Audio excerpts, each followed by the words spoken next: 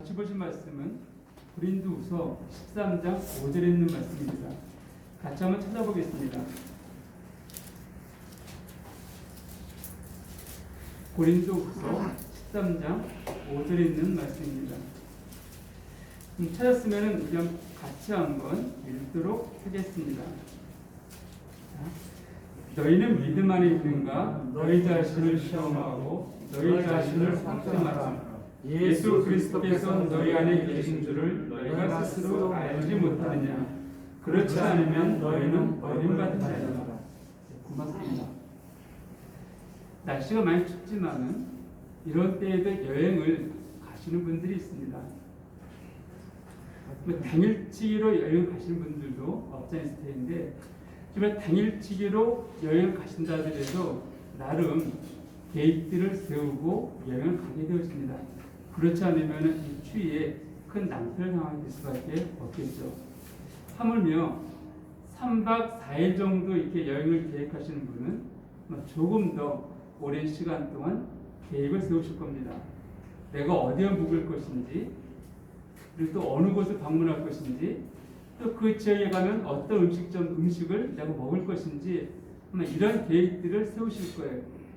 물론 계획을 세우지 않고 그냥 가서 이렇게 하시는 분들도 없지 않아 있겠지만, 대개는 이런 계획들을 세우고 가실 겁니다.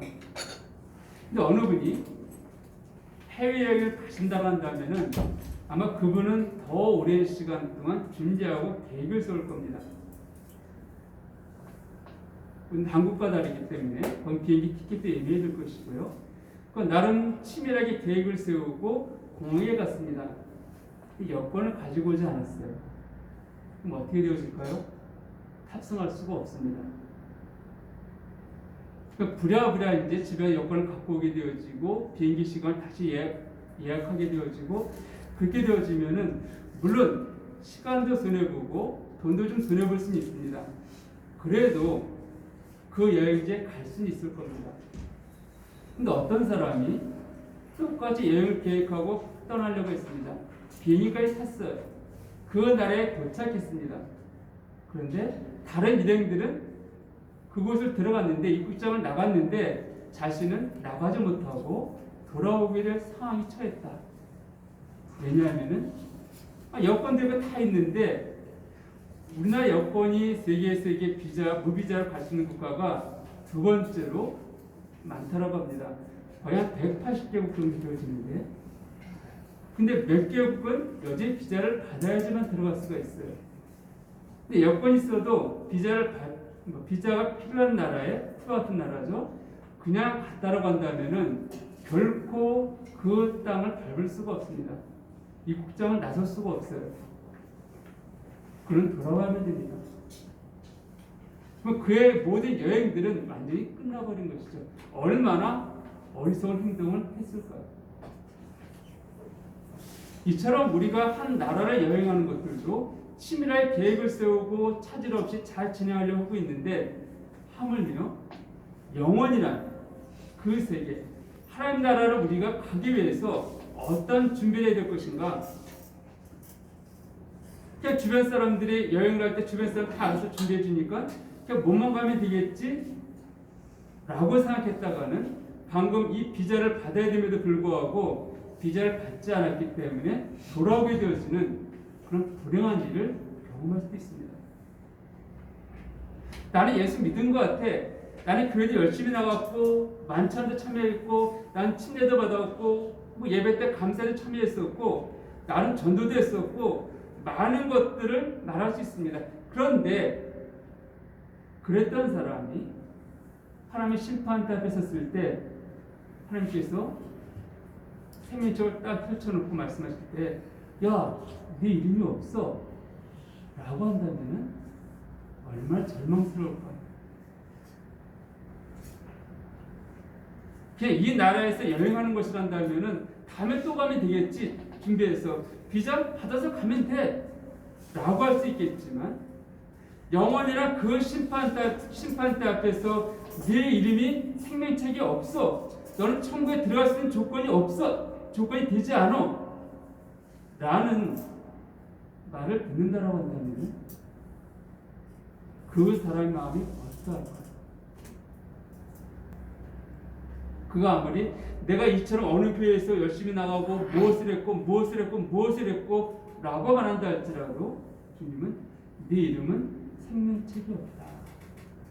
네가 나를 믿는 것처럼 살아온지 모르겠지만 나를 믿은 것은 아니다.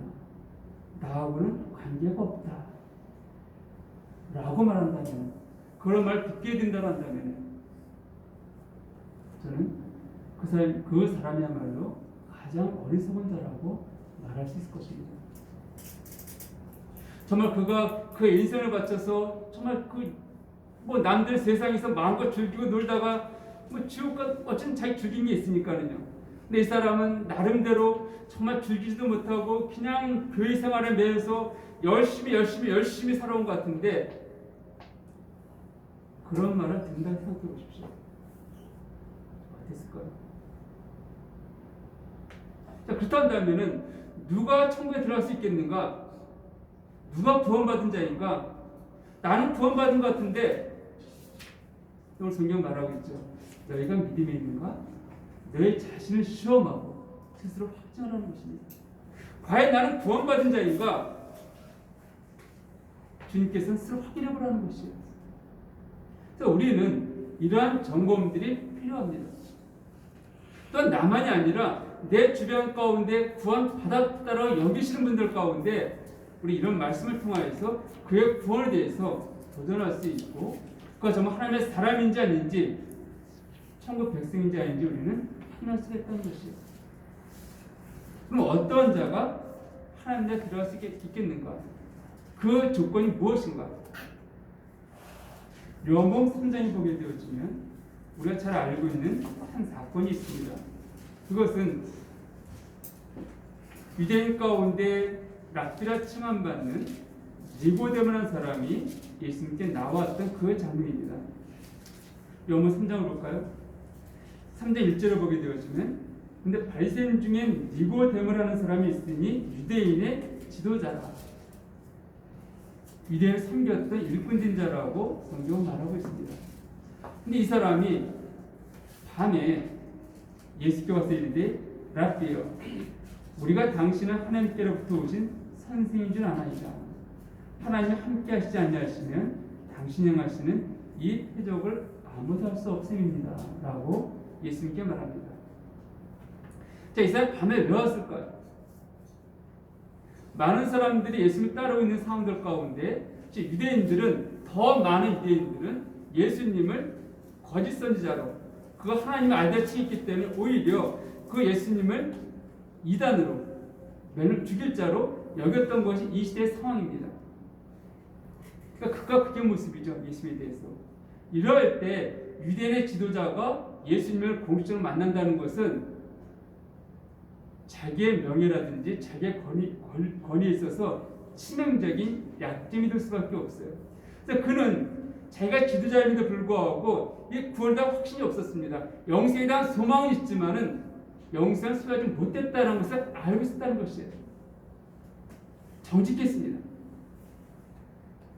그래, 정직했음에도 불구하고 정말 대낮에 밝을 때 주님께서 길을 걸어가실 때, 또 어느 집에 앉아서 말씀을 전할 때 나아가지 못하고 사람들의 눈을 피해 밤에 나왔습니다. 중요한 것은요, 낮에 나오고 밤에 이게 중요한 게 아닙니다. 정직했다는 것이에요. 자기 영적인 상태에 대해서는 정직했습니다. 그리고 구원을 갈망했다는 것이에요. 우리 이 뒤에 있는 사건을 통해서 우리가 알 수 있는 것들은 이 니고데모가 우리 구원받았다라고 여겨집니다. 어쨌든 그 정직하게 자기 영적인 상태를 인정하고 주님께 나왔을 때 주님이 그가 나온 그 이유를 명확히 하셨기 때문에 바로 말씀하십니다. 뭐로 말씀하십니까? 3절을 보게 되어지면 예수께서 대답해 이르시되 진실로 진실로 네게 이르노니 사람이 거듭나지 않으면 하나님 나라를 볼 수 없다. 지금 니고데모는요, 나 구원받고 싶습니다 이런 말 하지 않았어요. 단지 당신은 하나님께로부터 오신 선생입니다. 하나님과 함께하지 않으시면 이런 표정 해볼 수가 없습니다. 주님이 칭찬하고 있는 거예요. 근데 주님은 니고데모의 마음을 이미 알고 계시거든요. 우리의 마음은 이미 알고 있는 분이에요. 내가 어떤 마음, 어떤 모습으로 저 앞에 나오는지에 대해서 주님은 알고 있습니다. 그러니까 감출 필요가 없다는 것이에요. 그 예수님께서도 니고데모의 그 나온 목적을 명확히 하셨기 때문에 굳이 물어보지 않으셨습니다. 그리고 바로 그가 갖고 싶었던, 그가 의문시했던 그 질문에 답을 주십니다. 그게 무엇이라고요? 네가 거듭나지 않으면, 사람이 거듭나지 않으면 하나님 나라를 볼 수 없다. 니고데모가 깜짝 놀라죠. 내가 이렇게 나이가 많은데 다시 어머니 뱃속에 들었다 나올까요? 말도 안 되는 소리죠. 아무리 생각해도 그걸 이해할 수가 없었던 일이었습니다. 우리 부영이 모친이 계시는데, 딸 명옥자매님 계시는데, 명옥자매 엄마 뱃속에 들었다 또 나와요. 지금 상상할 수가 없죠. 깜짝 놀라갖고 반문하게 되었습니다. 내가 이렇게 나이가 많은데 어떻게 엄마 뱃속에 들었다 다시 나올 수 있습니까? 예수님 말씀하시죠. 5절을 보면 예수께서 대답하시되 진실로 진실로 네게 이르노니 사람이 물과 성령으로 나지 아니하면 하나님 나라에 들어갈 수 없다. 자, 이게 구원에 대해서 말씀하십니다. 물과 성령으로 나지 아니하냐. 물과 성령으로 나지 아니하냐. 그래서 구원받았다고 했을 때 이 물과 성령으로 나지 아니하였다라면은 그런 구원받지 않은 자라고 단호하게 말씀드릴 수 있습니다. 그러면 이 물과 성령으로 난다는 것은 무슨 의미인가? 지금 물이라 했을 때 우리가 일반적으로 물이란다면은 에베소서 5장 26절에 있는 말씀 우리가 많이 생각하게 되어집니다. 거기 보게 되어지면 우리가 그 물로 씻어 말씀으로 깨끗함 입었다라고 말씀하고 있는데, 물론 우리가 이 물을 하나님의 말씀으로 생각할 수 있습니다. 그런데요, 오늘 예수님께서 니고데모에게 하셨던 말씀은 네가 거듭나야 되겠다, 다시 태어나야 되겠다 이렇게 말씀하셨어요. 다시 태어나야 된다? 그럼 내가 존재하고 있는데 다시 내가 태어난다? 어떻게 태어날 수 있을까요? 내가 죽고 새롭게 태어나야 된다는 것이죠. 그래서 고린도서 5장 17절을 보게 되어지면 누구든지 그리스도 예수 안에 있으면 새로운 피조물이다 이렇게 말씀하는 것이에요. 구원이라는 것은 새로운 피조물로 내가 태어나는 것을 말합니다. 그러니까 내가 태어나기 위해서 무엇이 전제되어져야 되는가? 아담부터 물려받았던 그 옛사람, 옛 본성, 이것이 먼저 죽임을 당해야 된다는 거예요. 이것이 죽임을 당하지 아니하고서는 결코 새롭게 태어날 수가 없기 때문에 그렇습니다. 그러니까 성경은 로마서 6장에 보게 되어지면 이 부분에 대해서 이 물이 무엇을 의미하는지 우리에게 잘 설명해주고 있습니다.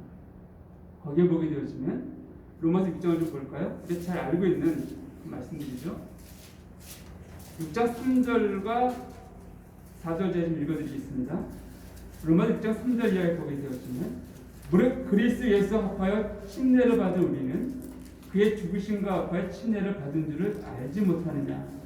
그러므로 우리가 그의 죽으심과 합하여 침례를 받음으로 그와 함께 장사되었나니, 자, 침례를 말하고 있습니다.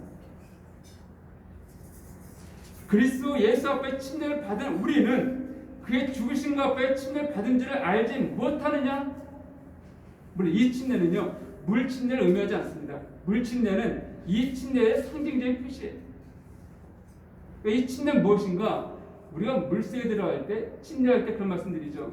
물속에 들어가는 것은 그 죽음을 상징합니다. 그래요. 사람이 물속에 들어가서 나오지 않으면 죽습니다. 그래서 물속에 들어가는 것은 죽음을 상징하는 것이에요. 예수 그리스도 십자가에 못 박혔을 때 그 죽으심, 그것이 바로 이 침례로 상징되어지는 그 죽음이라고 성경은 알려주고 있는 것입니다. 그래서 우리가 늘 말씀드리지만 예수 그리스도가 십자가에 못 박혀 죽었을 때 누구 때문에 죽으셨습니까? 예수 자신의 죄 때문이 아니라 우리의 죄 때문에 죽었다라고 성경은 말하고 있습니다. 그러니까 예수의 죽으심은 그건 자신의 죄와 허물 때문이 아니에요. 나의 죄와 내 허물 때문에 죽으신 거예요. 그래서 우리가 그 예수의 죽음을 바라볼 때 우리는 죄 없으신 예수가 달려져 있네? 이것이 아니라 거기에 바로 내가 달려져 있구나, 죄에 있는 내가 달려져 있구나, 이걸 보게 되어지고 이걸 고백하는 것이. 그러니까 예수의 죽으심은 죄 없으신 예수의 죽으심이 아니라 죄에 있는 나의 죽음으로 우리는 그것을 보게 되어지는 것입니다.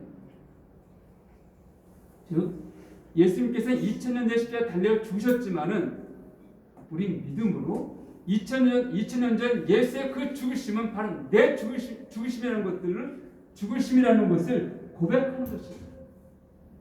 그래서 그 십자가에서는 누굴 보게 되십니까? 죄 없으신 예수 그리스도가 아니라 바로 죄에 있는 나를 보게 되는 것입니다. 나를 보게 되는 것입니다. 거기 십자가에 달려져 있는 나를 보지 못하면은 예수의 죽으심은 나와 아무 관계없는 죽으심일 뿐입니다. 그 성경 말하고 있죠. 그리스도 예수와 합하여 사별받은 우리, 그리스도 예수와 합하여 침례받은 우리, 그리스도 예수와 합하여 십자가에 달려져 있는 우리라고 성경은 말하고 있는 것입니다. 그럼 우리가 그의 죽으심과 앞에 침례를 받음으로 그와 함께 장사되었다.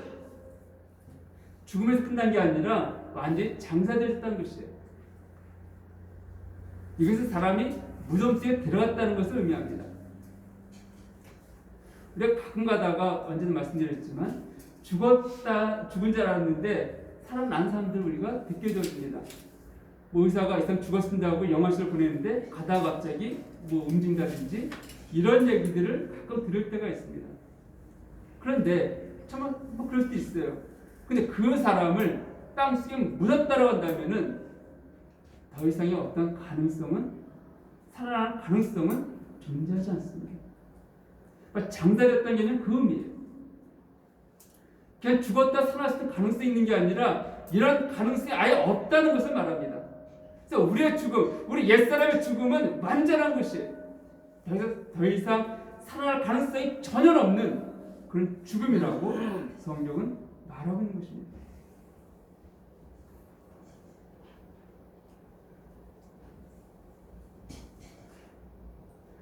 우리가 가끔 사람들 볼 때, 제 육체가 여기 있지만은, 우리 사람들이 이 육체가 나인 줄 착각할 때가 없지 않아 있습니다. 그런데 실제로 이 육체는요, 하나의 껍데기일 뿐이에요. 내 안에 영혼이 존재하니까 육체가 의미가 있는 것이지, 영혼이 빠져나가면 육체는 스스로 어떤 기능도 할 수 없습니다. 어떤 것도 해볼 수가 없다는 것이에요.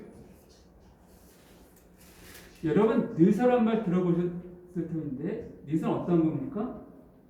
그냥 뇌는 움직이고 있지만은 다른 전혀 기능하지 못하는, 죽어있는. 그러니까 인공호흡을 하니까 심장도 뛰고 있고 호흡도 하는 것 같아요. 근데 실제로는 모든 것을 봤을 땐 죽어있는 그런 사람을 뇌사자라 말합니다. 바로 영혼이 빠져나간 상태가 그런 말하는 것이에요. 영혼이 빠져나왔기 때문에 이 심장을 뛰게 할 수도 있고 인공호흡 할 수도 있겠지만은 그러나 그런 죽은 자라고 말합니다. 마찬가지예요. 근데 내가 살았다 말하는 것은 육체가 이렇게 서 있기 때문이 아니라 내 이 육체 안에 영혼이 있기 때문에 살아있다는 것이에요. 근데 하나님께서는 예수의 죽으심 앞에서 그 옛사람, 내 영혼이 심판받아 죽었다라고 말하는 것이에요. 그 예쁜 소인 것이죠. 그것이 바로 아담의 본성을 가지고 태어났던 그 존재, 그 죽었다라고 말하고 있는 것입니다. 첫사람 아담이 창조됐을 때는 아무런 죄와 흠이 없었지만 그 아담이 선악과를 먹은 이후에 그 후에 태어난 모든 인간들은 아담의 본성을 받고, 즉 죄의 본성을 받고 태어난 존재들입니다. 이런 존재들에 대해서 성경 뭐라고 말하고 있냐면 에베소 2장에 보게 되어지면 이렇게 표현하고 있습니다. 에베소 2장 2절 이하에 보게 되어지면 그때 너희는 그 가운데서 행하여 이 세상 풍조를 따르고 공중의 권세 잡은 자를 따랐으니 곧 지금 불순종의 아들들 가운데서 역사하느니라. 전에는 우리도 다 그 가운데서 우리 육체의 욕심을 따라 지내며 육체와 마음에 원하는 것을 하여 다른 이들과 같이 본질상 진노의 자녀였다라고 말하고 있습니다. 즉 구원받지 않았을 때 우리의 상태가 어떤 상태인가? 내가 하고 싶은 대로, 내가 살고 싶은 대로 살아왔던 존재라는 것이에요. 근데 내가 하고 싶은 대로, 내가 살고 싶은 대로 살아왔다? 라고 여기지만 실상은 그 배운 누가 있습니까? 공중의 권세 잡은 자를 따라 말하고 있습니다. 즉 죄가, 사탄이 그의 마음을 지배했다라고 말하는 것입니다. 나는 내 마음대로 살아왔습니다. 내가 하고 싶은 대로 나는 마음껏 살아왔습니다. 이렇게 고백할지 모르겠지만 실제 그 삶의 배후에는 죄가, 사탄이 이끌어온 삶이라고 말하는 것입니다. 지금 누구라고요? 바로 우리의 옛 본성이 그랬다라고 성경은 말하고 있습니다. 그 옛 본성이 죽어야 된다는 것이에요. 갈라디아 2장 20절을 보게 되었지만 잘 알고 있는 구절이죠. 내가 그리스도와 함께 십자가에 못 박혀 죽었나니. 우리가 믿는 것은 무엇인가? 내가 그리스도와 함께 죽었다는 것이에요. 그 옛사람, 죄를 사랑하고 죄의 종되었던 그 옛사람이 예수 그리스도에 죽었을 때 함께 죽었다는 것, 이것을 믿는 것이 바로 우리의 믿음의 고백이에요. 이게 설명되어져야 됩니다. 그 다음 나오는 것은 무엇입니까? 그런데 이제 내가 산 것이 아니요, 내 안에 누가 산다고요? 그리스도께서 사신 것이야. 내가 죽었을 때, 그 옛사람이 죽었을 때 이제 누가 내 안에 나를 지배하고 나를 살아가게 하는가? 바로 예수 그리스도라고 말하는 것이야. 그러니까 새로운 피조물은 누가 그 인생을 주장하고 있는 것인가? 바로 예수 그리스도라고 성경은 말하고 있는 것입니다. 이 생명, 바로 하나님께서 우리에게 주신 이 생명. 즉 우리가 물과 성령 거듭나지 아니하며 있을 때 이 물은 바로 옛사람에 대한 심판, 그 죽음을 상징한다면은 그 다음에 죽어서 끝나면 안 되죠. 예수님 부활하셨잖아요. 동일하게 우리의 새로운 생명이 주어졌다라고 성경은 말하고 있습니다. 우리 그 새로운 생명이 있기 때문에 살아가는 것이에요. 그 성경은 새 본성이라고 말하고 있는데 사실 새 본성에 대한 나중에 시간 있으면 말씀드리고요. 성경을 보게 되어지면 우리가 이 하나님의 생명이 내게 주어졌다 했을 때 이 생명이 어떤 생명인가? 그것은 바로 영생을 의미합니다. 우리 영생하게 되었지만 여러 번 말씀드리지만 시간적인 개념의 영생이 아니에요. 시간적인 개념을 하니까 영원토록 내가 뭐하고 살지 내가? 거기서 뭐 즐거운 게 뭐가 있을까? 이렇게 오해하시는데 이 영생은 시간적인 개념에서의 그 영원히 산다 이 개념이 아니라 하나님의 생명의 특징으로서 영생을 말합니다. 그러니까 영생을 주었다 이것은 바로 하나님의 생명을 우리에게 주어졌다 이 개념이에요. 이 영생이 누가 주어졌습니까? 예수 그리스도에 주어졌다라고 성경은 말하고 있습니다. 그래서요 우리가 많잖아 오늘 띄워졌지만은 요한복음 6장 51절 이하 좀 볼까요? 요한복음 6장 51절 이하를 보게 되어지면 몇 절 읽겠습니다. 제가요. 나는 하늘에서 내려온 살아있는 떡이니 사람이 이 떡을 먹으면 영생하리라. 내가 줄 떡은 곧 세상의 생명을 위한 내 살이니라 하시니라. 예수님 말씀하시죠. 나 하늘에서 내려온 살아있는 떡이니 사람이 이 떡을 먹으면 영생하리라. 내가 줄 떡은 곧 세상의 생명을 위한 내 살이니라. 이것을 오해해갖고 예수님의 살을 먹고 이것을 어떤 사람들은 오해했었지만 그걸 의미하는 것은 아니죠. 예수의 죽으심을 의미합니다. 그리고 우리가 만찬을 대할 때요, 이 떡을 먹게 되어지면은 그 떡이 어떻게 되어집니까? 떡을 먹었어요. 그건 내 안에서 그대로 떡으로 존재하는 거예요? 아니죠.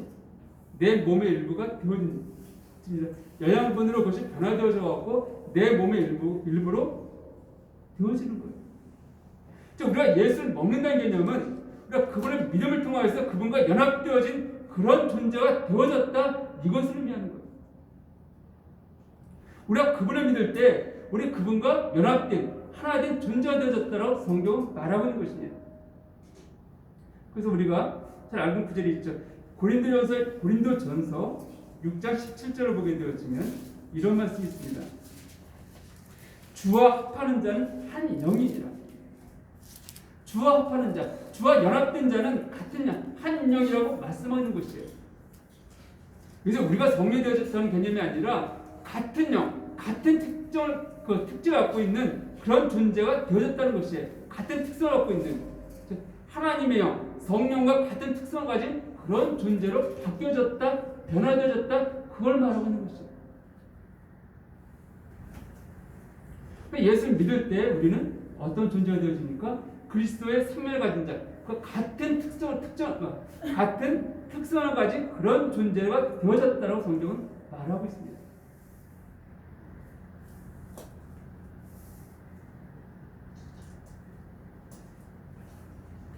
그래서 우리가 성경을 보게 되어지면 요한복음 5장 11절 이하에 우리가 잘 알고 있는 말씀이 있습니다.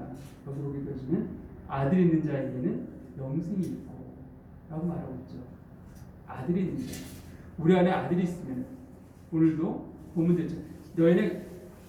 너희가 너희 예수가 있는지를 확증할 때 있잖아요. 아들이 있는 자. 이 아들은 누구입니까? 아까 말씀드렸지만 이 아들은 영생을 나타낸다 말씀하셨고 하나님이 이 영생을 아들에게 주셨다 말씀하셨습니다. 그래서 아들 안에 영생이 있는 거예요. 이 영생은 아들의 특징입니다. 아들만 갖고 있는 특징이에요. 이 아들이 있는 자에게 영생이 있다는 것이에요. 다시 말씀드리면 우리가 예수를 믿을 때 하나님의 영생, 하나님의 생명의 그 특성, 그 본성이 우리 안에 들어왔다라고 말하고 있는 것입니다. 그래서 우리는 하나님의 자녀라는 칭함, 즉 하나님의 그 특징을 갖고 있는 하나님의 그 성품을 이어받은 그런 존재라고 성경은 말하고 있는 것이에요. 우리가 그냥 하나님의 자녀? 그냥 넌 내 자녀 이것이 아니라 우리가 입양했다 이런 개념을 통했을 때 그 정도가 아니라 DNA를 바꿔버린 그런 존재가 되어진 것입니다. 그렇기 때문에 우리가 하나님께서 우리를 그리스도의 예수와 함께 유업을 이어받을 자다 이렇게 말씀하는 것이에요. 주님과 분리된 자가 아니라 그리스도의 예수와 함께 유업을 이어받을 자, 그런 존재를 삼으셨습니다. 이것이 바로 구원의 은혜인 거예요. 누구한테요? 아들이 있는 자에게. 누구한테요? 영생 있는 자에게. 요한일서 5장 20절을 보게 되었으면 또 아는 것은 하나님의 아들이 이르러 우리에게 직업을 주사 우리로 참된 자를 알게 하신 것과 또한 우리가 참된 자, 곧 그의 아들 예수 그리스도 안에 있는 것이니 그는 참 하나님이시오 영생이시라. 그는 참 하나님이시오 영생이시라. 누가요? 예수 그리스도가. 예수 그리스도가. 우리가 그 참된 자 안에 있다라고 성경 말하고 있습니다. 그리스도 안에, 그 영생 안에 우리가 있다고 말하고 있는 것입니다. 근데 우리가 세상 사람들 보기에는 별 볼일 없어 보일지 모르지만 우리에게 영생이 있습니다. 하나님의 생명을 보는 존재들이에요. 그러니까 이 세상과는 벽이 다른 그런 존재라고 성경은 말하고 있습니다. 고린도전서 3장 10절을 보게 되어지면 너희 안에 하나님의 성령인 것을 알지 못하느냐라고 말씀하고 있죠. 우리 안에 누가 있다고요? 하나님 성령이 있다. 삼위일체 하나님이기 때문에 다른 말을 표현하면 예수 그리스도가 내 안에 있다라고 성경은 말하고 있습니다. 내 안에 예수 그리스도가 있고 내 안에 성령이 있기 때문에 로마서 8장에 보게 되어지면 우리가 그 아들의 영, 그 아들의 영을 따라 살아간다라고 말하고 있는 것입니다. 그래서 구원받았다는 것은 내 옛사람, 죄를 사랑하고 죄 가운데 종되었던 그 옛사람이 그리스도와 함께 죽었고 이 죄와 상관이 없는 그런 새로운 생명, 다시 말씀드리면 하나님의 생명이 영생이 내게 주어졌다는 것이에요. 그래서 우리는 하나님 예수와 같은 그런 존재가 되어졌다라고 성경은 말하고 있는 것입니다. 근데 그 특성을 가진 거예요. 하나님께서 우리에게 아버지가 되시기를 전혀 부끄러워하지 않으셨습니다. 예수님은 우리한테 형제라 부르기를 전혀 부끄러워하지 않았다라고 성경은 말씀하고 있습니다. 그것이 바로 구원받는 자의 모습이에요. 이런 자의 특징들이 나타납니다. 그러니까 구원받았으면 어떤 삶을 살아가는가? 그 특징이 있죠. 그건 그냥 간단히 말씀드리면 구원 받은 자는요. 첫 번째는 젖을 사모한 게 있습니다. 젖. 갓난아이가 태어나면은 엄마의 젖을 사모하고 그 젖을 먹듯이 우리가 구원받았다 한다면은 그건 본성적으로 하나님의 말씀에 대한 사모함을 갖고 추구하게 되어 있습니다. 베드로전서 2장 2절을 보게 되었지만 갓난아이 같이 신령한 젖을 사모하라고 말씀하는 것이죠. 왜요? 제가 어릴 때 초등학생 때요. 저만이 아니라 많은 사람이 그랬습니다. 너 장래 꿈이 무엇이니? 라고 했을 때 아주 정리 있게 했던 것 같아요. 뭐라 그랬을까요? 제가 어른이 되는 겁니다. 이런 적이 있었습니다. 네. 어른이 되면 신나는 것 같아. 저한테 맨날 부모님이 너 숙제했니? 공부해라 맨날 이런 것들 뭐 심부름 시키고 이랬는데 어른이 되면 그런 거 할 필요가 없잖아요. 누가 뭐 공부해라 뭐 숙제해라 이런 거 하지도 않고 맨날 잠시 뭐 사와라 뭐 하라 이런 거 안 시키고 얼마나 좋은지 모르겠어요. 그래서 어릴 때 네 꿈이 무엇이니? 저 어른이 되는 거예요. 이랬던 기억이 있습니다. 우리가 구원받았다면 어른 되면 뭐든 할 것 같은 그런 마음이 들었기 때문에 그 당시에는 영적도 마찬가지입니다. 우리가 구원받게 되었으면 빨리 잘하고 싶어요. 빨리 하나님을 더 많이 경험하고 누리고 싶어요. 그러기 위해서 하나님의 말씀을 사모하게 되어지고 모이는 걸 사모하게 되어지고 자주 모이려 애쓰게 되어지고 이런다는 것입니다. 두 번째는 거룩한 삶에 대한 사모함이 있습니다. 예수의 그 생명의 특징은 죄와 관계없는 그 삶입니다. 우리 죄를 거부할 수밖에 없습니다. 본성적으로 이 하나님의 생명의 특징은 죄를 알지도 못하는 죄를 거부할 수밖에 없는 거룩한 생명이기 때문에 그렇습니다. 그러니까 우리가 본성적으로 지난번까지 죄에 대해서 즐거워하고 기뻐하고 그 죄 가운데 먹고 마시기를 사모함이 있었지만 이제 그것에 대해서 꺼림칙합니다. 거부하게 되죠. 피하려고 합니다. 죄를 안 짓는다는 개념이 아니에요. 옛본성이 여전히 나를 지배할 때는 넘을 수밖에 없겠지만 본성적으로 새본성이 나를 지배할 때에는 그 죄에 대해서 우리가 거부하게 되어지고 멀리하게 되어집니다. 심지어 죄에 대해서 생각도 하지 않아요. 그 세 번째는 하나님 명령에 순종한 삶을 살게 되어집니다. 근데 가장 큰 명령은 바로 복음 전파이죠. 성경이 너에게 말씀은 내 권능을 받고 예루살렘과 유대와 사마리아 땅 끝까지로 내 증인이다. 너희는 가서 모든 족속 제자를 삼아 아버지와 아들과 성령의 이름을 친례를 주고 내가 너에게 분부한 모든 것을 가르쳐 지키게 하라. 주의 명령이 있습니다. 이 구원은 나만의 것이 아님을 알기 때문에 우리는 하나님의 말씀에 순종해서 내 주변 사람들 가운데 내 다른 사람들 가운데 이 복음 전하기를 즐거워하고 기뻐하게 되어집니다. 이것이 바로 구원받은 삶의 모습인 거예요. 사랑하는 여러분, 우리는 모두 구원받은 하나님의 자녀라고 고백하고 있습니다. 그럼에도 불구하고 우리 내 삶에 과연 구원받은 정말 내가 그리스도 죽음을 경험했고 그리고 내 안에 성령께서 살아계시는가 그분께 나를 인도하시는가 확인해봐야 될 것입니다.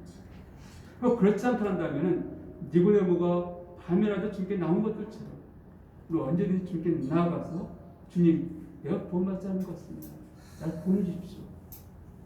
또 옆에 있는 분이 저한테도 그렇고 그저 요청하신다면 얼마든지 요청 상담될 수 있습니다. 또 교회 홈페이지라든지 이런 데 들어가게 되어지면 또 복음의 메시지도 있습니다. 주님은요 모든 사람이 구원받지 원하십니다.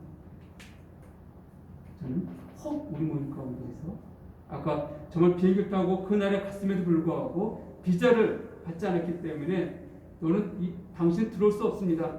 이런 어리석은 자. 정말 천국에 가서 하나님 백보자 심판됐었는데 네 이름이 생명책이 없네? 라는 음성을 듣는 어리석은 인생이 없기를 원합니다. 기도하겠습니다. 아버지 하나님, 오늘도 말씀을 통하여서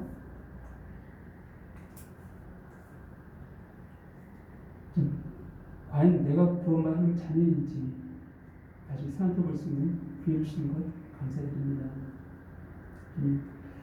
먼저 나를 점검해 보게 하시고 참 주님 내 주변 가운데 혹 그들 구원받다 하지만 아직 그걸 제대로 알지 못한 채 어둠 가운데 있는 자들이 없지 않는가 살펴보며 그들 가운데 담대하게 이 말씀을 통한 도전하며 인도할 수 있는 그런 믿음의 사람으로 우리를 세우시옵기를 원합니다. 이 교회가 공의 진리 안에서 경거지가 되시옵고 이 교회에 나오는 누구든지 간에 좀 주의 복음을 듣고 구원받는 그런 놀라운 본의 역사가 나타나는 그런 교회로 삼아주시옵기를 기도합니다. 예수 그리스도 이름으로 기도드렸습니다.